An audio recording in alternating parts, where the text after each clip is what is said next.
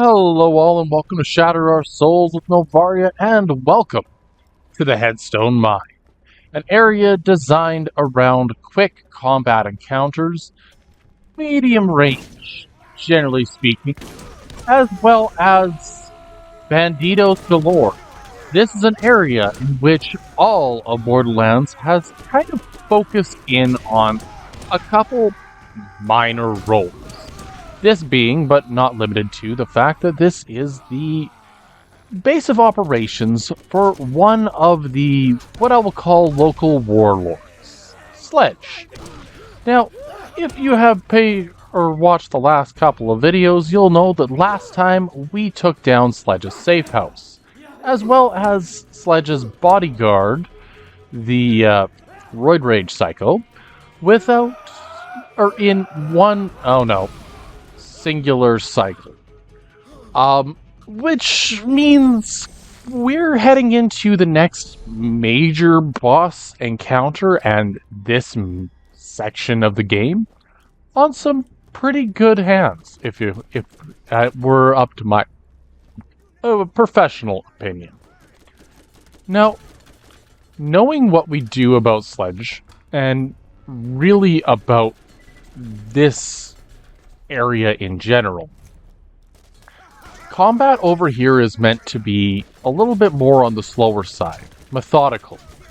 There are not necessarily traps, but numerous locations where you, the player, have to find a way through an onslaught to be able to defeat your opponents before they get the upper hand with you.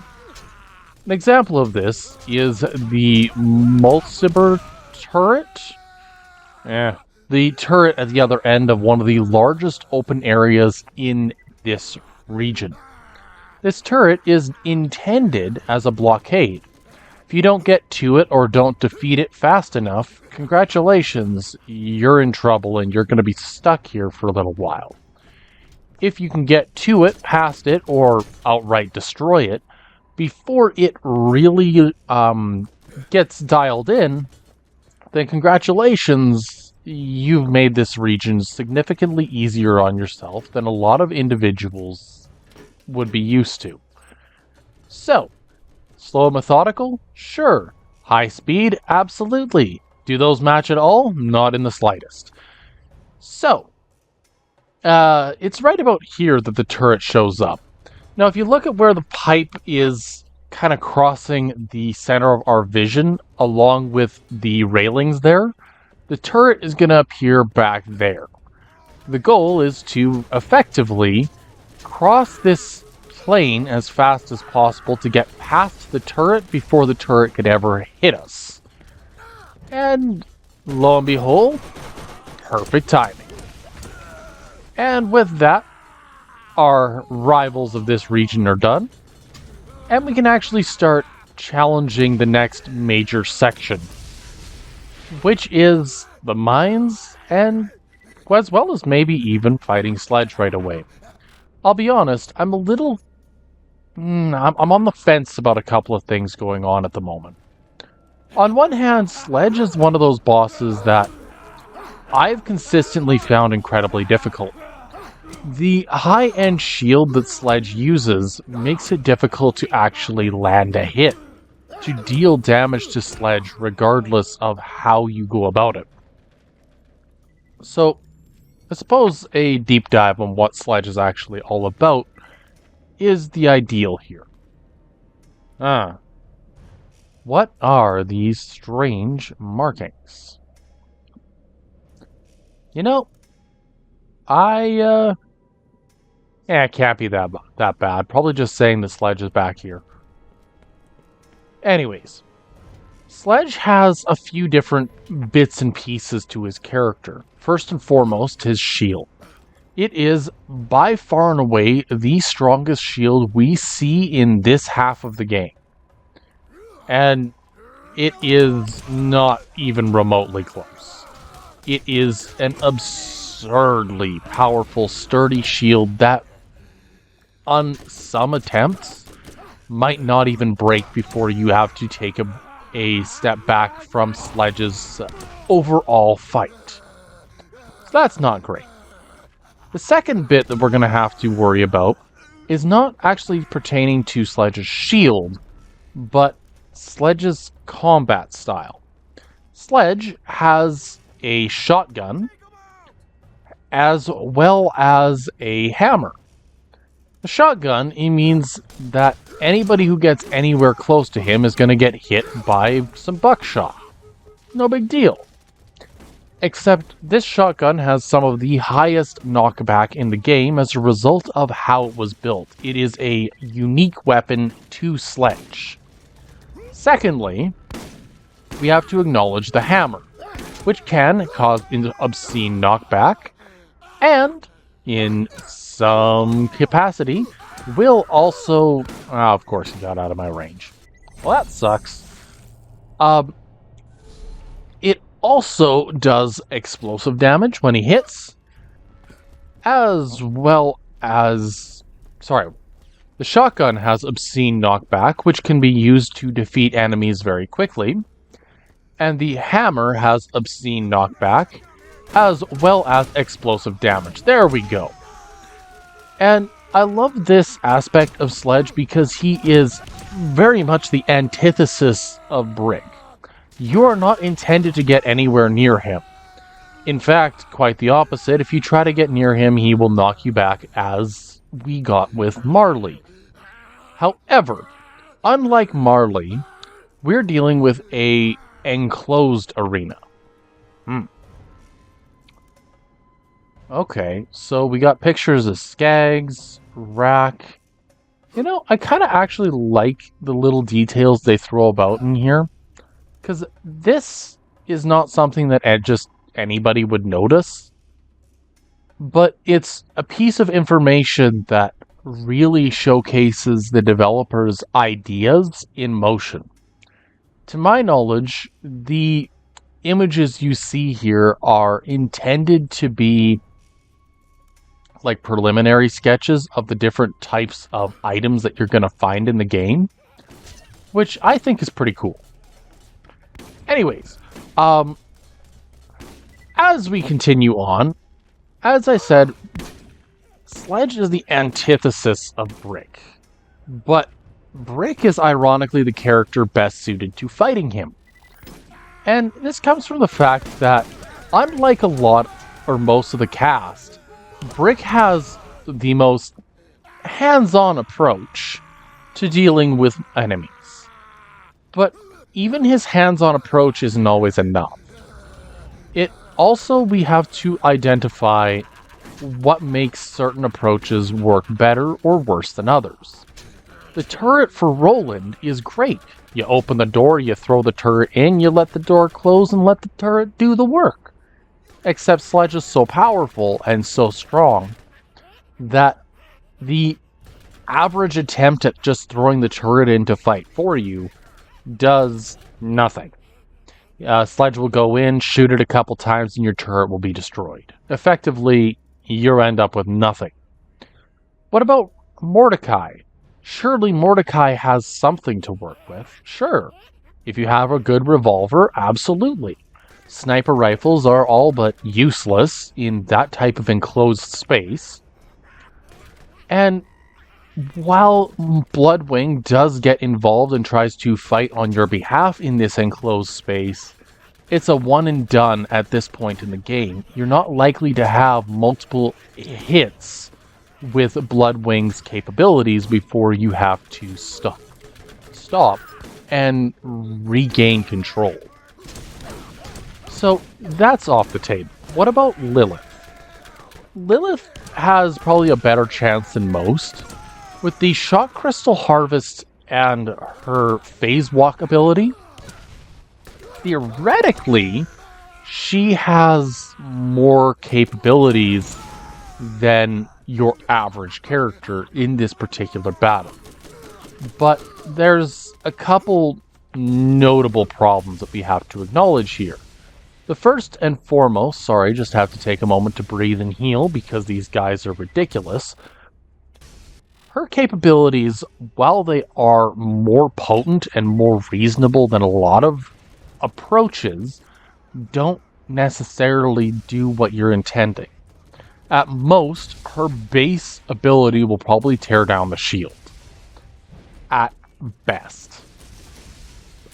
And that's great. Tearing down the shield is going to do the job great. But it's the second part, where she has close range-ish weaponry and high fire rate that are really going to settle her in as either a success or not in this circumstance. I personally believe that she has all the makings to succeed. But Brick is a very different animal when it comes to this.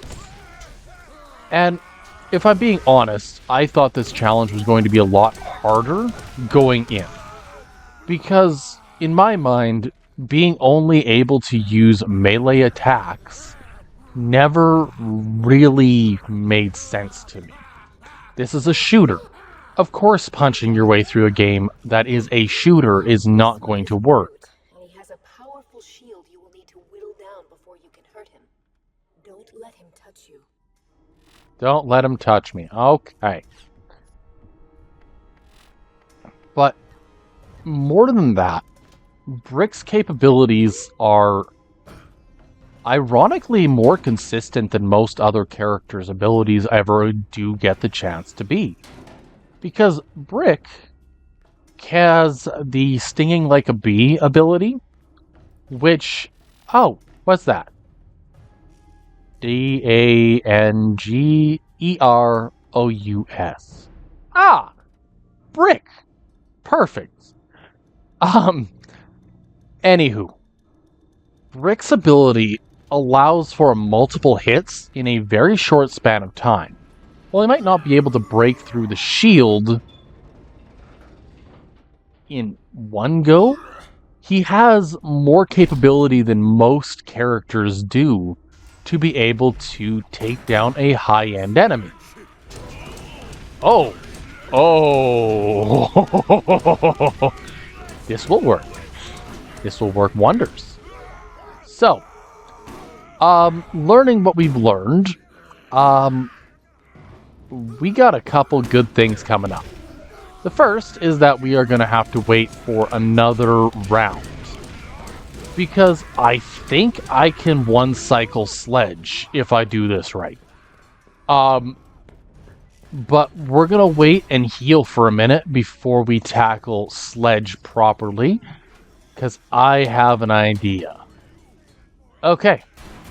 We're just going to poke our nose around here.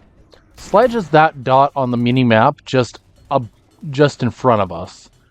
And the goal is effectively to knock him backwards as quickly as possible, corner him, and lay the pain. At least that's the hope. I wasn't expecting this to be half as functional as it was. Why do I keep hitting the pause button? Oofty, I'm having a day. Come on. Corner. Atta boy, good Sledge. Alright, this is just painful. I can't believe that Sledge can technically be one-cycled at level 18. Okay, so that takes the wind out of my sails. I thought this was going to be a lot harder. Anyways, now that Sledge is down, we have the first piece of the key to the vaults. And this is going to be kind of the goal of the rest of the game. Because getting the first piece is great, but it's not really going to get us as far as we would otherwise like. So we're just going to set up the incendiary strikes because most shields aren't going to hold up to the single punch from Brick to begin with.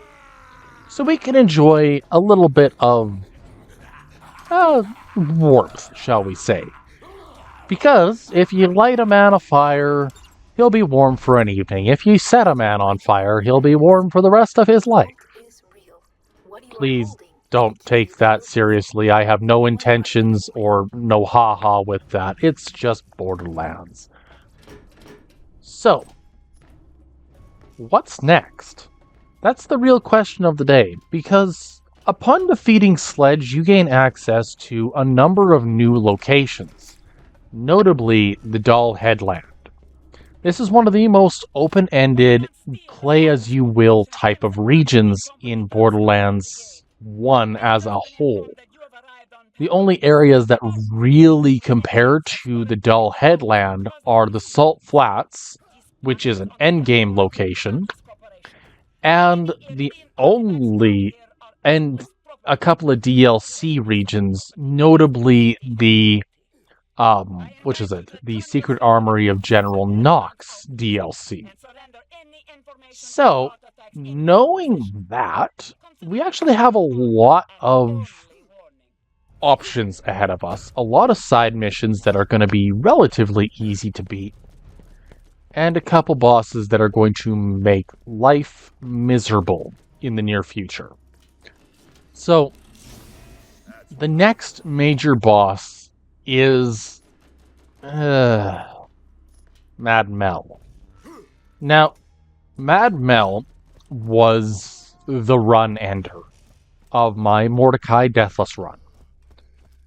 Theoretically, it is very possible to beat Mad Mel without too much of a difficulty, too much problem.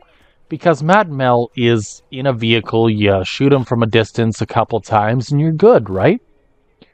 Get yourself a good sniper and you're all good. There's nothing stopping you. But what we perceive as a easy access, simple solution ends up being not so great.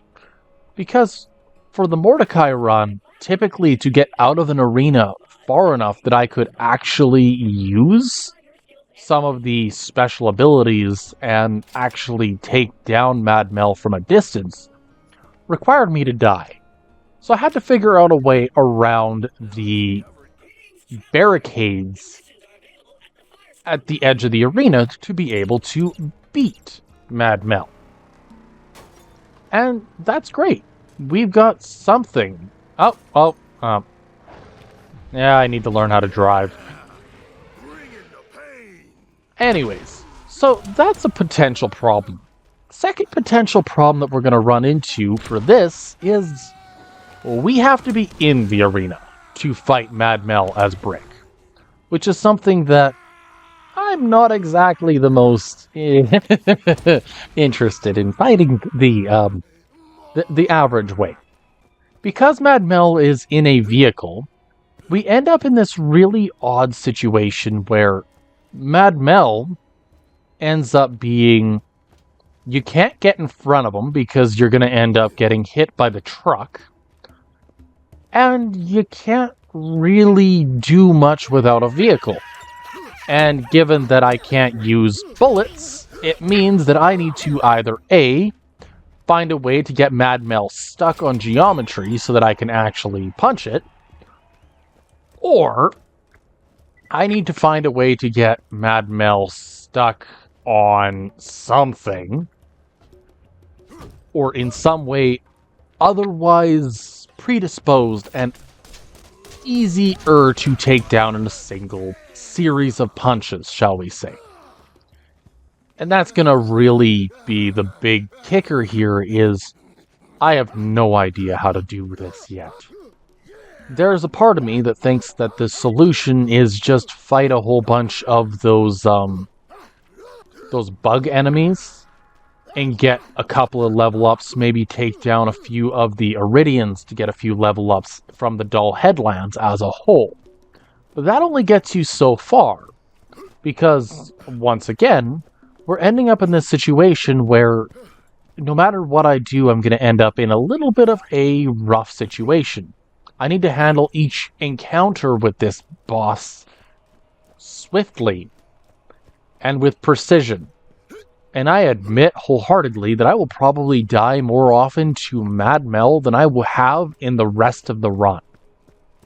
And that's actually terrifying, because I've already died significantly more than most of my other attempted challenges or runs of Borderlands than in virtually ever. I think the only one that gives this run any run for its money was my original Borderlands 2 run, where I was still getting used to dual analog controls. So using that as a idea of what we're dealing with, that's gonna be fun. So, I mean, it's possible, I'm pretty sure. As long as I can deal damage to the enemies, anything is possible. The problem is, can I deal damage to them? Now, technically, to be able to defeat most of these bosses, I'm going to need to be able to use every tool, every item in my arsenal to be able to actually fight against enemies with any degree of consistency. Wow, that was powerful. I like your gun. It's a shame that I can't use it. Anyways, so we're going to deal with the insult to injury. I believe that's what this mission is, where we just remove a bunch of skulls from a bandit camp. But once we're done with that, we're going to effectively gear up to head to the Dull Headlands. Now, Dull Headlands is one of those areas that I really enjoy. I think it does a lot of good for the overall of building your character up in this game. Because at this point we got 5-ish side quests, couple little ones at the far end of this area, couple major ones where we go to Lucky's. You have a gas war mission, a race mission, you have a couple of side objectives where you're dealing with oil, meeting with some Iridians. It's an area that really expands what Borderlands was aiming to do to begin with. And I think that's a really useful and interesting side to this game, because the original premise of Borderlands was that it was intended to be a game that was meant to challenge big name developers like Call of Duty and even Battlefield. And while I do not necessarily while I don't believe that it ever truly beats Call of Duty as far as the multiplayer aspect goes, as I believe Call of Duty just has that mainstream appeal, Borderlands has the co-op appeal, which I personally just love. I believe that a lot of more games need more of a co-op approach, especially couch co-op. It's something that I, as a person, as an individual, have always believed that games should be shared. And it's something that even a single-player game like Mass Effect, I'll sit down and I'll play with my buddy, laugh about the ridiculous circumstances, and just have a chuckle with, because why not? Borderlands is one of those games that really leans into the multiple people in the same area mentality because of the couch co-op, because there's the intent of having more than one player at the helm. And that's great. Borderlands should have that. It's meant to be more. It's meant to be community driven. And I think that a lot more games could benefit from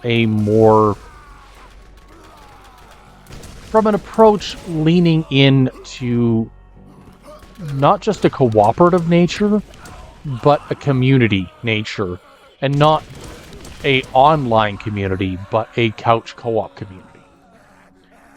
Because I'm gonna say this as a kid of the 90s, that the old days where you and a friend could sit down and play GoldenEye on a tube TV at 3 a.m. with a pack of Doritos and a bunch of Mountain Dew, those were the days.